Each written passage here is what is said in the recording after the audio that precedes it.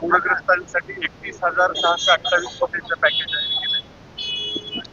आमची मागणी आहे, ज्या शेतकऱ्यांचं नुकसान झालेलं आहे हेक्टरी 50,000 रुपये मिळाले पाहिजे.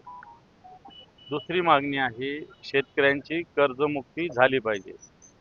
तिसरी मागणी आहे, पीक विम्याचे जे ट्रिगर नव्यानं जे सुरुवातीचे होते ते शिथिल करून एकच ट्रिगर ठेवलेलं आहे, त्याच्याऐवजी पहिल्याचे ट्रिगर सगळे लागू करावे. आणि चौथी मागणी आहे, घरं दारं गुरं ढोरं जे वाहून गेले त्याची आर्थिक मदत द्यावी. मला असं वाटतं ही कोणतीही मागणी याच्यात पूर्ण झालेली नाही.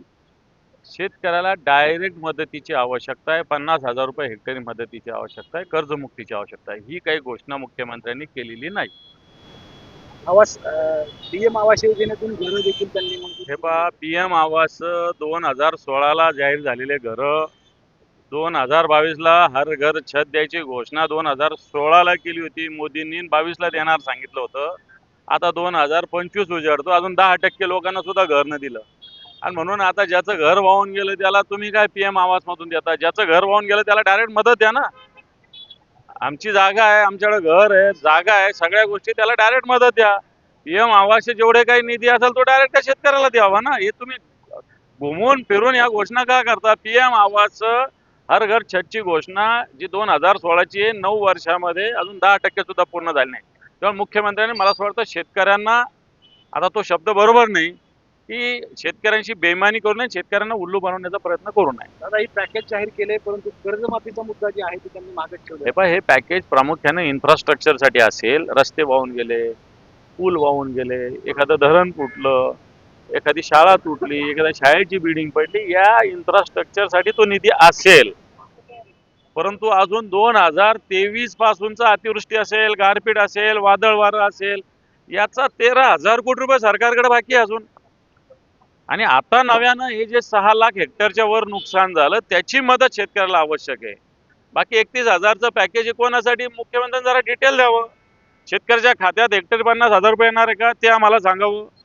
पीक विम्याचं ट्रिगर रद्द केलं का ते आम्हाला सांगावं. आमचे गुरंढोरं वाहून गेले, घरदारं पडले, ते उभा करून देणार आहे का ते सांगावं. याच मागण्या शेतकऱ्यांच्या. बाकी तुमचं 31,500 कोटीचं जे असेल पॅकेज, आज सरकारच्या खिशात खडकू नाहीये. एकीकडे कॉन्ट्रॅक्टर आत्महत्या करतायत आणि तुम्ही 31,500 कोटीचं कुठून आणलं तुम्ही? मला वाटतं हे इन्फ्रास्ट्रक्चरसाठी त्यांनी नुसतं एस्टिमेट बनवलेलं असेल, याच्यातली रक्कम सरकारकडे नाही. नियमित कर्जमाफीच्या संदर्भात उद्धव ठाकरे यांच्यावर पण टीका केलेली आहे की त्यांनी फक्त कवडी दिली नाही, एकनाथ शिंदे मुख्यमंत्री आल्यावर त्यांनी पैसे दिले. कशाची? कर्जमाफीच्या संदर्भात कर्जमुक्तीचा निर्णय 2019ला उद्धवजीनं घेतला. 2020च्या मार्च पर्यंत 95% शेतकऱ्यांची कर्जमुक्ती एका थंबवर झालेली आहे. देवेंद्रजी फडणवीस साहेब एका थंबवर तुमच्या काळात जी कर्जमुक्ती झाली होती त्याला दरवेळेस एक एक लिस्ट यायची, ग्रीन लिस्ट. 19 ग्रीन लिस्ट आल्या होत्या. आधी सगळे फॅमिली लोकांना दिवसभर बँकेत उभं राहावं लागायचं. उद्धवजींच्या काळात एका थंबवर 2 लाखाची कर्जमुक्ती झाली होती. एकनाथ शिंदे आल्यावर अजून जे 50,000 रुपये प्रोत्साहन भत्ता जो जाहीर झाला होता, उद्धवजींच्या काळात काही शेतकऱ्यांना दिला होता, तो यांनी देणार म्हणून घोषणा केली होती. ते 50,000 रुपये जे नियमित कर्ज फेड करतात ते सुद्धा या एकनाथ शिंदेच्या सरकारने दिलेलं नाही.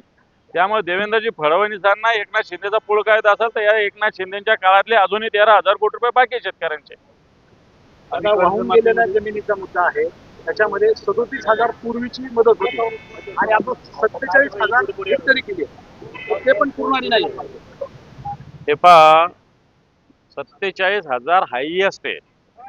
तुम्ही मुद्दा समजून घ्या. 47,500 हायएस्ट म्हणजे काय? एखाद्या शेतकऱ्याची 6 हेक्टर जमीन हे गेली, समजा खरडून गेली. 6 हेक्टर म्हणजे किती होतं? जवळपास 15 एकर होती. 15 एकर असेल तुझी, नाही तर 10 एकर असेल, मदत 47,000 रुपयेच मिळणार आहे. याच्यावरती मदत मिळणार नाही. आणि एका शेतकऱ्याची जर एकरवर शेतकरी खरडून गेली, वाहून गेली, बनवायला 3-4 वर्ष लागतात आणि बनवायला 4-5 लाख रुपये खर्च येतात. त्याच्यामुळे मला असं वाटतं शेतकऱ्यांचे हे देवेंद्र फडणवीसांना दुःख कळणार नाही. 47,000, 5,000 मिनिमम आणि हायएस्ट 47,000 आहे. हे स्पष्ट करा ना. समजा 2 हेक्टर जमीन खरडून गेली, 2 हेक्टर म्हणजे जवळपास 5 एकर, तर मिळणार आहे का? तर नाही मिळणार. त्याच्यामुळे सरकार हे जे सांगतंय सरळ सरळ शेतकऱ्याची फसवणूक सरकार करतंय. एबीपी माझा, उघडा डोळे बघा नीट.